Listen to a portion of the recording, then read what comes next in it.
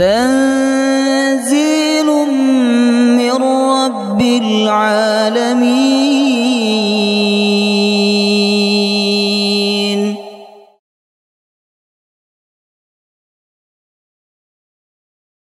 يا أيها الذين آمنوا إذا قيل لكم تفسحوا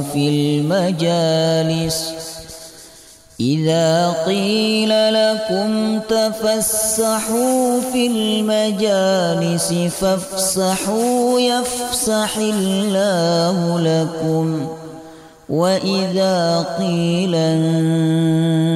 انشزوا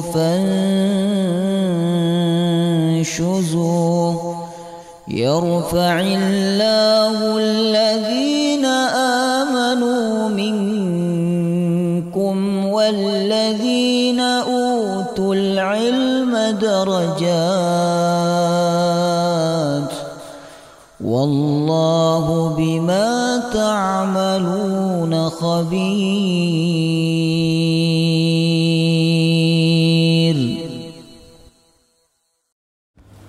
بسم الله الرحمن الرحيم. الحمد لله رب العالمين نحمده ونستعينه ونستغفره ونعوذ بالله من شرور أنفسنا وسيئات أعمالنا من يهده الله فلا مضل له ومن يضلل فلا هادي له. أشهد أن لا إله إلا الله وحده لا شريك له وأشهد أن محمدا عبده ورسوله لا نبي ولا رسول بعده. اللهم صل وسلم على نبينا محمد وعلى آله وصحبه أجمعين. سبحانك لا علم لنا إلا ما علمتنا إنك أنت العليم الحكيم. اللهم إنا نسألك علما نافعا ورزقا طيبا وعملا متقبلا. اللهم اجعلنا وأولادنا وذرياتنا من أهل القرآن آمين يا رب العالمين. Bapak Ibu hadirin hadirat yang dirahmati Allah, Assalamualaikum warahmatullahi wabarakatuh. Alhamdulillah, bersyukur kepada Allah Subhanahu wa taala. Malam hari ini kita dimudahkan kembali untuk tadabbur Al-Qur'anul Karim. Semoga dengan tadabbur ini iman dan takwa kita semakin meningkat kepada Allah Subhanahu wa taala. Amin ya rabbal alamin. Jemaah rahimakumullah, kita lanjut kajian tafsir surah Al-Baqarah. Pekan kemarin kita berhenti di ayat 121. Sekarang kita masuk 122. Kita baca terlebih dahulu. A'udzu billahi minasy syaithanir rajim. Ya bani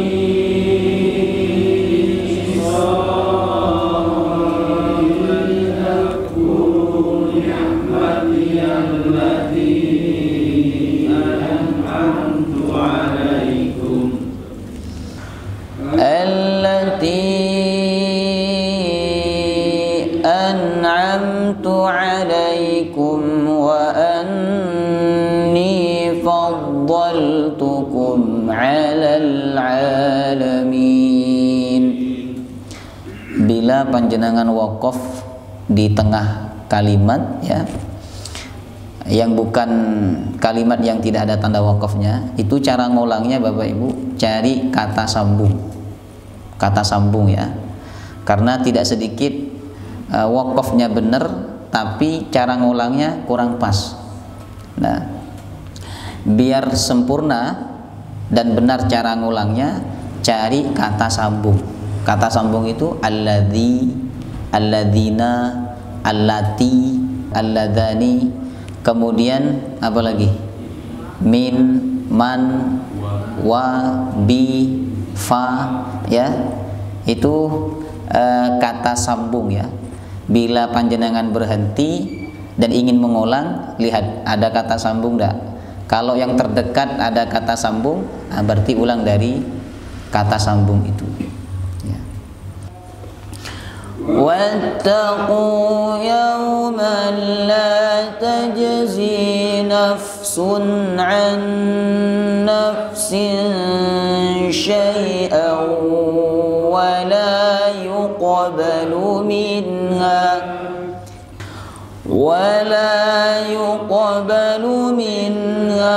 عدل ولا تنفعها شفاعة ولا هم ينصرون.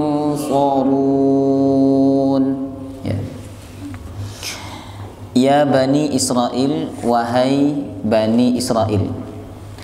Ayat 122 dan 123 ini 99% sama dengan ayat 47 dan 48. Nah, coba dibuka ayat 47 dan 48. Dan apa perbedaannya? Hah? Bedanya apa? Ada perbedaan tidak? Ada perbedaan di ayat 122 dengan 47, ada perbedaan? Tidak ada. Terus ayat 123 dengan 48 ada perbedaan enggak? Ada. Enggak ada? Tidak ada? Ada. Apa perbedaannya?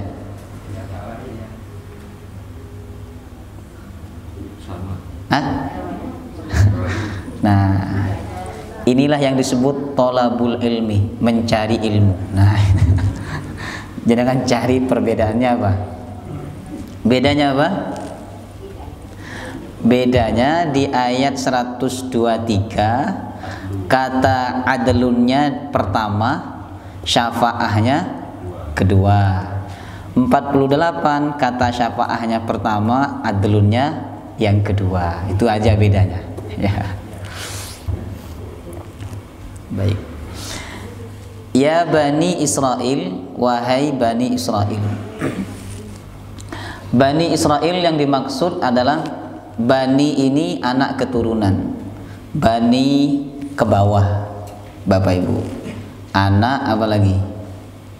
Cucu, terus cicit, terus canggah, terus kerupuk. Mana kerupuk? Baik, canggah, anaknya canggah, cucunya canggah, cicitnya canggah, dan seterusnya. Itu yang disebut dengan Bani. Jadi urutan Bani itu ke bawah. Kalau abak ke atas, abak ke atas, bapak apa lagi? Kakek, terus buyut, terus kok canggah lagi? Bapaknya kakek, dan seterusnya. Ya, wa ala alihi wa sahbihi ajmain. Ya. Israel, yang dimaksud Israel ini siapa? Nabi Yakub. Israel ini yang dimaksud adalah Nabi Yakub. Sebagaimana disebutkan dalam tafsir Ibnu Katsir, wa huwa nabiyullah Yakub. Yang dimaksud Israel adalah Nabiullah Yakub. Ya, Israel ini, Isra artinya hamba, Allah, Israel hamba Allah.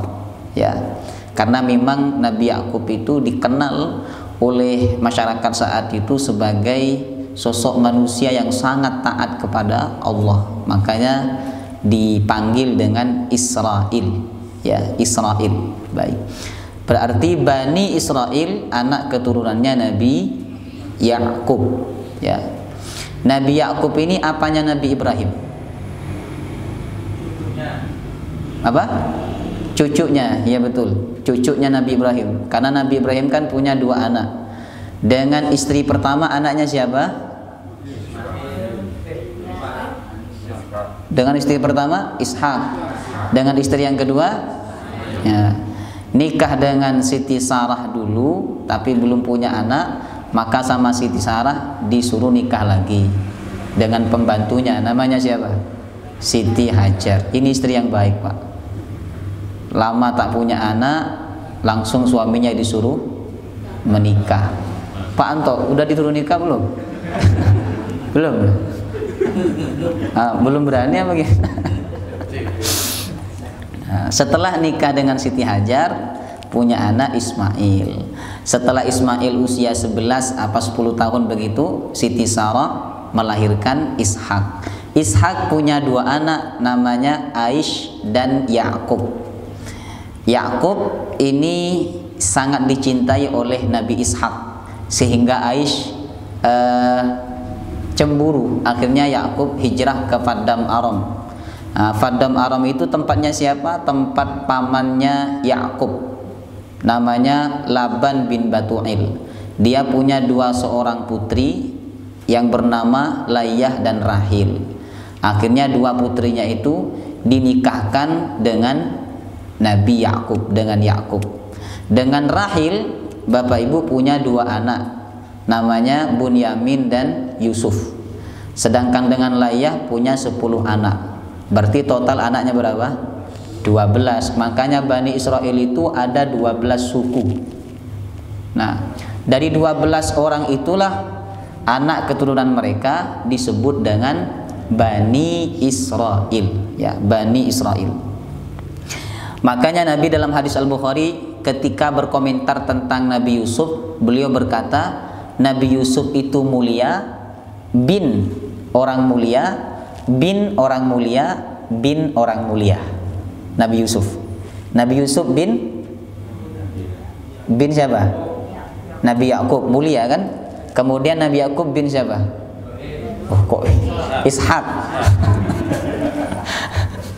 Banter tapi salah ya. Tidak apa-apa, berani itu ya. Nabi Yusuf bin Yakub bin Ishak bin Ibrahim. Nabi mengatakannya Al-Karim ibnul Karim ibnul Karim ibnul Karim. Dia adalah Yusuf bin Yakub bin Ishak bin Ibrahim. Ya. Oke. Dalam 2 ayat ini Bapak Ibu, Allah Subhanahu wa taala menyampaikan 2 perintah kepada Bani Israel. Perintah yang pertama adalah mengingat nikmat Allah. Perintah yang kedua, takut kepada hari kiamat. Ya. Kita mulai dengan perintah yang pertama. Allah berfirman, "Uzkuru ni'mati." Ingatlah nikmati, nikmatku. Allah sandarkan nikmat itu kepada dirinya. Ini menunjukkan bahwa nikmat yang disuruh ingat-ingat ini bukan nikmat biasa, tapi nikmat yang luar biasa. Nikmat apa yang Allah berikan kepada Bani Israel? Yang luar biasa, sangat banyak. Nikmat ruhani, yaitu diturunkannya Taurat kepada mereka. Kemudian banyaknya nabi diutus kepada mereka. Nikmat jasmani apa? Allah selamatkan mereka dari siapa? Dari Fir'aun. Kemudian Allah turunkan makanan dari mana? Langsung dari langit, Pak. Dan itu siap dimakan tanpa perlu dimasak lagi. Ya. Kemudian Allah munculkan 12 mata air dari batu. Ya. Jadi nikmat yang diberikan oleh Allah kepada Bani Israel itu bukan nikmat yang biasa. Makanya dalam ayat ini Allah Subhanahu wa taala menyandarkan nikmat itu kepada dirinya. Nikmati, nikmatku. Ya. Kenapa Allah memerintahkan Bani Israel untuk mengingat nikmat Allah? Ya. Tujuannya adalah supaya mereka sadar dan bersyukur kepada Allah Subhanahu wa taala. Memang cara untuk memancing hati kita ini taat kepada Allah, ingat kepada Allah, itu biasanya kita ingat dulu nikmat Allah. Ya. Ingat pemberian itu biasanya akan mengingat siapa yang memberi. Ya. Kalau panjenengan dalam keadaan sulit, ya, dikejar-kejar orang karena punya hutang banyak, lalu ada orang datang menolong panjenengan dan membebaskan hutang panjenengan, panjenengan ingat tidak sama orang itu? Walaupun jauh, bahkan walaupun sudah lama, panjenengan akan tetap mengingat. Dan bila bertemu, panjenengan akan selalu mengucapkan terima kasih. Allah tidak hanya memberikan nikmat 1, 2, 3 kepada kita. Banyak nikmat yang Allah berikan kepada kita. Sehingga bila kita mengingat-ingat nikmat Allah tersebut, kita insya Allah tidak kurang-kurang bersyukur kepada Allah. Tidak akan kurang-kurang bersyukur kepada Allah. Cuman kadang kita ini kemauannya tinggi, tamaknya besar, akhirnya tidak mensyukuri nikmat yang sudah ada di depan kita, sudah dipakai oleh kita. Ya, inilah yang membuat manusia tidak bersyukur kepada Allah Subhanahu wa taala. Nah, dalam ayat ini Bani Israel diperintahkan untuk mengingat nikmat. Beda dengan umat Nabi Muhammad di Quran surah Al-Baqarah ayat 152. Mereka diperintahkan oleh Allah untuk mengingat Allah, bukan mengingat nikmat. Ya, apa bedanya? Ingatlah nikmatku. Kalau di Al-Baqarah 152 yang ditujukan kepada umat Nabi Muhammad, fadhkuruni, ingatlah aku. Apa bedanya? Bedanya apa? Ya. Yang pertama, ingatlah nikmatku. Yang kedua, ingatlah aku. Apa bedanya? Nah, bedanya apa? Kalau yang pertama ada ketergantungan terhadap nikmat. Artinya apa? Bila dia dapat nikmat baru ingat Allah. Bahkan dia bila merasa tidak dapat nikmat atau merasa nikmatnya sedikit, dia pun juga sedikit ingat Allah. Ya. Sedangkan perintah yang ditujukan kepada umat Nabi Muhammad itu bukan ingat nikmat, tapi ingat Allah. Fadhkuruni, ingatlah aku. Nah, sehingga yang kedua, Bapak Ibu, ingat Allah itu tidak ada ketergantungan terhadap nikmat, ya.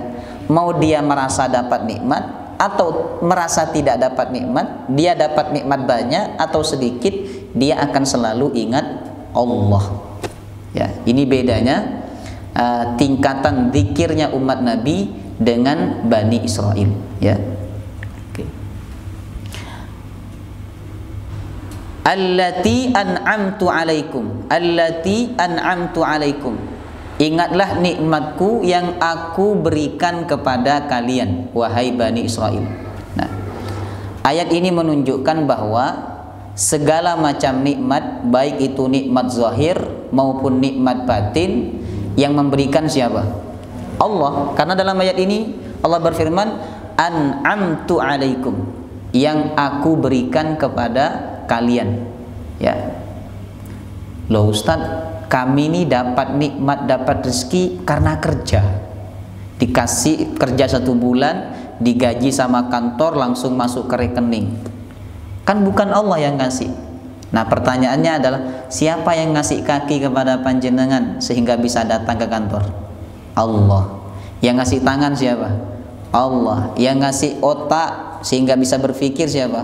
Allah. Sejatinya sumber kenikmatan itu semua pemberian Allah Subhanahu wa taala, ya. Dan Allah memberikan nikmat itu sesuai kehendaknya, bukan sesuai kehendak kita. Ada tidak orang pengen kaya tapi tidak kaya-kaya sampai sekarang? Ada enggak? Banyak. Buktinya siapa? Kita ini.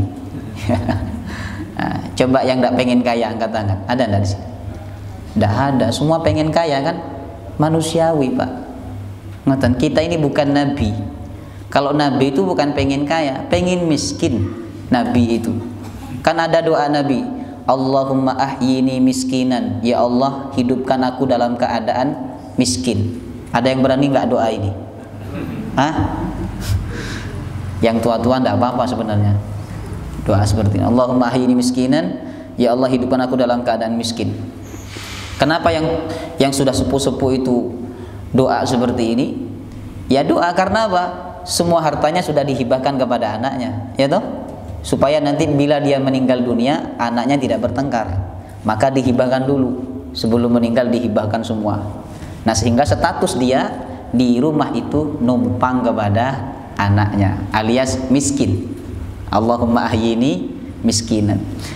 Jadi kita ini manusia, ya, manusiawi lah kalau kita pengen jadi orang kaya. Betapa banyak orang yang ingin kaya tapi sampai sekarang tidak kaya-kaya, cukup Pak, tapi tidak kaya raya begitu. Ini menunjukkan bahwa rizki itu bukan sesuai kehendak kita, tapi sesuai kehendak Allah. Allah berfirman, innallaha yabsutur rizqa liman yasha'u wa yaqdir. Allah yang melapangkan rizki dan Allah pula yang menyempitkan rezeki kepada siapa yang Dia kehendaki. Ada yang dikehendaki rizkinya lapang, ya, kerja setahun 2 tahun sukses, bangun usaha setahun 2 tahun sudah sukses kaya raya. Ada tidak seperti itu? Ada juga yang bekerja lama, bangun usaha lama, ya, bertahun-tahun, tapi gitu-gitu aja hidupnya, Pak. Ini menunjukkan bahwa yang ngasih rizki dan melapangkan atau menyempitkan rizki itu adalah Allah Subhanahu wa Ta'ala. Maka bila ada orang kaya, jangan kagum kepada kekayaannya, tapi kagumlah kepada Allah yang memberikan kekayaan kepada orang itu. Oke. Kemudian dalam ayat lain, wa annahu huwa aghna wa aqna. Dia Allah yang mengkayakan seseorang, wa aqna, dan mencukupkan. Ya. Bila kita kaya, yakinlah itu karena pemberian Allah. Bila kita tidak kaya, yakinlah karena Allah ingin kebaikan kepada kita dengan kondisi harta yang seperti itu. Kemudian Bapak Ibu, takaran rizki ini berbanding lurus dengan ajal, ya.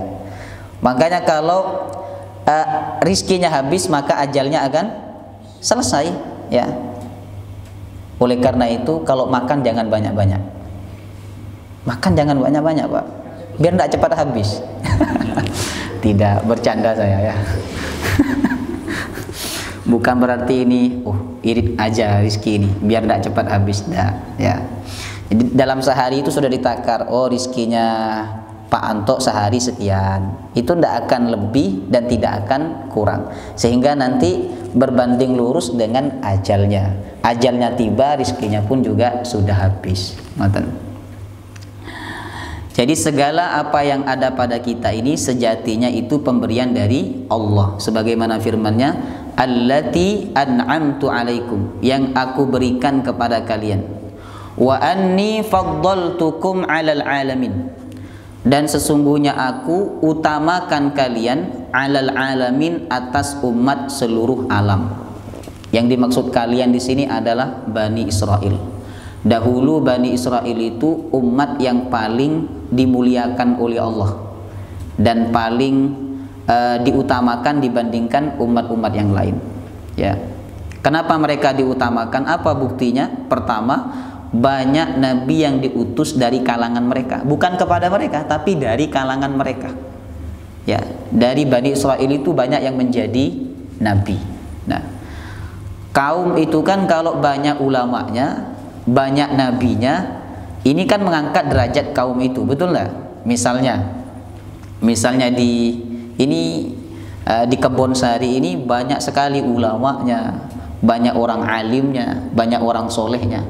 Maka orang-orang dimanapun akan mengenal bahwa Kebon Sari itu orangnya mulia-mulia, orangnya utama, orangnya tinggi, derajatnya tinggi. Karena apa? Di situ banyak ulamanya. Bila suatu kaum itu banyak penjahatnya, image-nya pun juga akan rendah di hadapan masyarakat yang lain, ya. Misalnya di Kebon Sari ini banyak pencuri, banyak maling, banyak penjahat, penjudi, ya. Maka dalam mindsetnya orang ketika ketemu dengan orang Kebon Sari, dia akan berkata bahwa ini mesti penjudi, ini mesti pencuri, kan begitu, ya. Ini bukti bahwa Bani Israel itu diutamakan dari umat seluruh alam saat itu adalah banyaknya nabi yang diutus kepada mereka dan dari kalangan mereka sendiri, sebagaimana firman Allah di Al-Maidah ayat 20, ya. Kemudian yang kedua, bukti Allah utamakan Bani Israel, pada zaman dahulu kerajaan kekuasaan itu dikuasai oleh Bani Israel, Pak. Termasuk di Mesir, ya. Di Mesir itu Bani Israel berkuasa kurang lebih 400.000 tahun, ya, 400.000 tahun, ya, Bani Israel berkuasa di negeri Mesir, ya. Ini dalilnya ada di Al-Maidah juga ayat 20, ya. Kapan mereka ini diutamakan? Sebelum Nabi Muhammad diutus menjadi Rasul. Tapi setelah Nabi Muhammad diutus menjadi Rasul, maka umat yang terbaik itu bukan lagi Bani Israel, tapi umat Muhammadiyah, al-ummah al-Muhammadiyah, umat pengikut Nabi Muhammad sallallahu alaihi wasallam. Sebagaimana firman Allah, kuntum khaira ummatin, kalian wahai umat Muhammad, khaira ummatin, sebaik-baiknya umat, ukhrijat linnas, yang Allah keluarkan, yang Allah munculkan, linnas, untuk menjadi contoh bagi manusia. Dulu Bani Israel itu dijadikan contoh untuk umat yang lain, tapi mereka gagal. Nah, sekarang yang dijadikan contoh siapa? Kita, umat Islam. Makanya kita umat Islam ini Bapak Ibu harus memberikan contoh yang baik, ya, kepada siapapun, walaupun itu kepada, lebih-lebih kepada ini, kepada umat selain Islam, ya. Kita harus memberikan contoh yang terbaik. Disitulah dakwah kita, ya. Nabi itu kan dakwahnya memberikan contoh yang baik, akhlak yang baik, sehingga orang tertarik dengan akhlaknya, lalu kemudian tertarik kepada Islam dan masuk ke dalam agama Islam. Paham ya? Baik. Kemudian Allah melanjutkan. Perintah yang pertama tadi apa? Mengingat nikmat. Perintah yang kedua, takut kepada apa? Takut kepada apa? Yang kedua, hari kiamat, di ayat 123. Wattaqu yauman, takutlah kalian wahai Bani Israel, yauman, hari. Yang dimaksud hari di sini bukan hari Jumat Kliwon, ya, bukan Jumat Legi, tapi hari kiamat, ya. Takutlah kalian kepada hari kiamat. Kalau mereka diperintahkan takut kepada hari kiamat, mereka itu percaya tidak hari kiamat? Percaya. Kalau masyarakat Mekah saat itu Bapak Ibu tidak diperintahkan takut, tapi diperintahkan untuk beriman, karena memang masyarakat Mekah belum percaya saat itu. Adapun Bani Israel, Yahudi, Nasrani, mereka percaya bahwa akan ada hari kiamat. Makanya Allah berpesan, wattaqu yauman, takutlah kalian yauman, hari kiamat. Kalau diperintahkan takut kepada hari kiamat, berarti hari kiamat itu menakutkan. Betul enggak? Nah, hari kiamat itu menakutkan, dan hari kiamat itu menyulitkan. Sebagaimana firman Allah, fadzalika yauma idzi yaumun asir fa idza nuqira fin naqur, bila sangkakala itu ditiup, fadzalika yauma idzi yaumun asir, maka hari itu adalah hari asir yang sangat menyulitkan. Surat apa itu? Hah? Surat apa? Surat Al-Muluk. Surat juz 29, betul, juz 29-nya betul, tapi suratnya belum. Surat Al-Muddathir. Ya ayyuhal muddathir kum fa'anzir wa rabbaka fakabbir wa thiyabaka fatahhir wa rujza fahjur wa la tamnun tastakthir wa li rabbika fasbir fa idza nuqira fin naqur fadzalika yauma idzi yaumun asir. Hari itu hari yang menyulitkan. Kenapa Allah katakan hari kiamat itu hari yang menyulitkan? Yang pertama, karena hari itu manusia bangkit dalam keadaan tidak menggunakan pakaian sehelai pun. Ya, semuanya telanjang Bapak Ibu. Semulia apapun orang itu di dunia, bangkit dalam keadaan tidak berpakaian. Artinya apa? Tidak ada yang menjadi tamu saat itu. Semuanya hina di hadapan Allah Subhanahu wa taala. Semua menjadi hamba di hadapan Allah Subhanahu wa taala. Kalau sekarang di dunia ada tidak orang yang sombong dengan pakaiannya? Banyak, ya. Dia merasa pakaiannya lebih mahal dibandingkan yang lain, ya. Dia memakai pakaian yang branded, ya. Ya, kan ada ngetrend itu kan Pak, branded itu. Ya, padahal sama sih menurut saya. Sama-sama menutup aurat dan sama-sama pantas dipakai. Cuman karena brandnya itu yang bikin mahal, ya. Ya. Ada banyak orang sekarang ini menyombongkan diri dengan pakaian. Tapi di hari kiamat tidak ada orang yang menyombongkan diri di hadapan Allah. Apalagi saat itu mereka bangkit dalam keadaan tidak berpakaian. Dan orang yang pertama kali diberikan pakaian oleh Allah adalah Nabiullah Ibrahim alaihissalam. Yang kedua, kenapa hari itu dikatakan hari yang menyulitkan? Karena matahari didekatkan oleh Allah 1 mil. Bayangkan, dah pakai baju, mataharinya 1 mil, Bapak Ibu. Coba panjenengan, ya Pak Dedi misalnya tidak pakai baju, keluar ke tengah lapangan, di bawah teriknya matahari, jaraknya 1 mil, Bapak Ibu. Makanya hari itu dikatakan hari yang sangat menyulitkan. Semua manusia akan tenggelam dengan keringatnya. Tapi ada di antara manusia itu yang diberikan naungan oleh Allah. Kan dalam hadis itu dikatakan ada 7 golongan yang mendapatkan naungan Allah. Siapa mereka? Pertama, imamun adil, pemimpin yang adil. Kalau kita tidak bisa masuk di bagian ini, masuk di bagian yang kedua. Apa? Syabun nasya'a fi ibadatillah, anak muda yang semangat ibadah. Ustadz tidak bisa, kami dulu di waktu muda banyak maksiat, sekarang kami sudah tua. Oke, masuk yang ketiga. Yang ketiga adalah mengingat Allah sendirian lalu menangis. Itu air mata yang mahal, ya. Air mata yang indah, yang mulia itu bila kita duduk sendiri, zikir kepada Allah, lalu kita menangis. Nah, kalau kita tidak bisa yang ketiga ini, yang keempat, hati selalu tertaut kepada masjid, senang ke masjid, ya. Tidak bisa, Ustadz, kami ini repot kerja, jarang sekali ke masjid. Oke, yang kelima apa?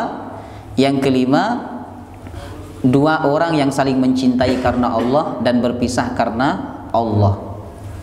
Nah, kemudian yang keenam adalah seorang laki-laki yang diajak oleh wanita cantik, punya kedudukan untuk berbuat zina. Lalu laki-laki itu berkata, inni akhafullah, saya takut kepada Allah. Bila bapak-bapak pernah mengalami seperti ini, panjenengan pernah diajak oleh seorang wanita cantik, punya kedudukan. Jadi syaratnya apa? 2, cantik dan punya kedudukan. Kalau cantik saja tidak masuk. Ini cantik, punya kedudukan. Lalu panjenengan berkata, inni akhafullah, saya takut kepada Allah Subhanahu wa taala, maka akan termasuk yang mendapatkan naungan di hadapan Allah. Kemudian yang terakhir adalah sedekah diam-diam. Orang tidak tahu kalau dia sedekah. Ini hebat ini, ya. Hebat ini. Orang tidak tahu kalau dia sedekah. Bahkan orang mengira dia tidak pernah bersedekah. Padahal masjid ini besar, dana terbesar dari dia. Luar biasa. Inilah calon orang yang mendapatkan naungan pada hari kiamat, ya. Jadi hari itu sangat menyulitkan karena matahari jaraknya 1 mil. Kemudian yang ketiga, Bapak Ibu, dikatakan menyulitkan karena 1 hari di akhirat ini sama dengan 50.000 tahun di dunia. 1 hari sama dengan 50.000 tahun di dunia. Kemudian dihisab, dibalas amal kita, dan saat itu sendirian, tidak ada yang menolong kita. Makanya hari itu dikatakan oleh Al-Quran sebagai yaumun asir, hari yang sangat menyulitkan. Oleh karena itu Allah berfirman, wattaqu yauman, takutlah kalian kepada hari. Yang dimaksud adalah hari kiamat. Hari kiamat dalam ayat ini disebut oleh Allah dalam bentuk nakirah, yauman nakirah. Kalau ma'rifat, al-yauma, ma'rifat ada alnya. Kalau nakirah, yauman. Nakirah ini umum, tidak terbatas. Ini menunjukkan bahwa terjadinya hari kiamat itu tidak ada yang tahu kecuali Allah. Kapan terjadinya? Wallahu ta'ala alam. Tapi Nabi menyebut dalam hadis, la taqumus sa'ah illa yaumal jum'ah. Hari kiamat itu tidak akan terjadi kecuali hari Jumat. Makanya ada seorang A'rabiyan. A'rabiyan itu seorang Arab Badui. Tahu Badui enggak panjenengan? Badui itu kalau di zaman Nabi orang kampung datang ke kota. Karena jauh dari pendidikan agama, maka dia berucap, bertindak semaunya sendiri. tanpa berpikir itu benar atau tidak. Nah, itu namanya badui. Kalau sekarang badui itu tidak hanya dari kampung, Bapak Ibu. Orang kota pun juga ada badui. Bertindak semaunya. Contohnya apa? Buang sampah sembarangan. Badui enggak tuh? Badui. Ada seorang badui datang ke Rasulullah, tanya, "Ya Rasulullah, kapan kiamat?" Nabi tidak jawab. Nabi justru tanya kembali, "Kamu sudah siapkah untuk menghadapi hari kiamat?" "Ya Rasulullah, aku tidak banyak sholat, tidak banyak puasa, tidak pula banyak bersedekah. Aku hanya cinta kepada Allah dan Rasulnya." Lalu Nabi bersabda, "Al-mar'u ma'aman ahab." Manusia itu akan dibangkitkan bersama yang dia cintai. Ya, ini dalil bahwa tidak ada yang tahu kiamat itu kapan. Nah, sehingga Nabi pun tidak tahu, Bapak Ibu, kapan kiamat itu terjadi. Maka seorang ulama sepinter apapun, bila dia berkata bahwa kiamat itu tahun sekian, tanggal sekian, jangan percaya. Ya, jangan percaya. Oke. Kemudian dalam ayat ini Allah mensifati hari kiamat dengan 4 perkara, ya. Allah mensifati hari kiamat dengan 4. Yang pertama, la tajzi nafsun an nafsin syai'ah. Seseorang tidak dapat membela atau menanggung orang lain pada hari kiamat itu. Tidak dapat membela dan juga tidak dapat menanggung pada hari kiamat. Sebab manusia pada hari kiamat itu nafsi-nafsi, sendiri-sendiri. Anak lari dari orang tuanya, istri lari daripada suaminya, sendiri-sendiri, ya. Kalau di dunia kita misalnya bersalah, kan biasanya ada orang bersalah di dunia ini lalu dibela oleh orang lain sehingga dia selamat, ditanggung, Pak, ditebus oleh orang lain, itu kan banyak, ya. Kemudian dalam ayat lain Allah berfirman, likulli imri'im minhum yauma idzin sya'nu yughni. Pada hari itu manusia sya'nu yughni, sibuk sendiri-sendiri, ya. Kalau di dunia ini kan ada seorang laki-laki sibuk mencari nafkah karena untuk anaknya, untuk istrinya, untuk keluarganya, ya. Tapi di hari kiamat manusia itu sibuk bukan untuk orang lain, hanya untuk dirinya sendiri. Kemudian yang kedua, sifat yang kedua, wala yuqbalu minha adalun. Tidak diterima pada hari itu adalun, tebusan. Walaupun orang kaya, dia tidak bisa menebus dosanya. Dia tidak bisa menebus azab Allah Subhanahu wa taala. Bedakan dengan di dunia, ada tidak orang yang selamat dari keburukan, kejelekan, hukuman karena dia menebus? Ada tidak? Banyak. Ya. Ada seorang ayah, anaknya kena narkoba, ditebus 100 juta supaya tidak masuk penjara. Ya. Kemudian panjenengan kena tilang yang harusnya ditilang, STNK disita atau SIM juga disita, ya. Tapi karena panjenengan nebus bayar 100 juta, dilepaskan, STNK diberikan. Nah, maka di dunia ini banyak orang selamat karena ditebus, tapi di akhirat tidak ada orang yang selamat dari azab Allah dengan cara menebus, tidak ada, ya. Maka hari kiamat saat itu digambarkan oleh Allah, wala yuqbalu minha adlun. Tebusan saat itu tidak akan diterima. Wala tanfa'uha syafa'atun. Dan tidak bermanfaat bagi orang kafir syafa'atun, pertolongan. Tapi bagi orang beriman, syafaat itu sangat bermanfaat, ya. Ada syafaat itu dari anak, ada juga syafaat itu dari orang soleh, ada juga syafaat itu dari Al-Quran, ada juga syafaat itu dari teman kita yang soleh. Dan syafaat yang paling tinggi, yang paling besar adalah syafaatnya Nabi Muhammad SAW. Ada juga syafaat itu dari binatang yang kita sembelih untuk kurban, ya. Dia membela kita di hadapan Allah Subhanahu wa taala. Tapi bagi orang kafir, syafaat itu tidak bermanfaat, ya.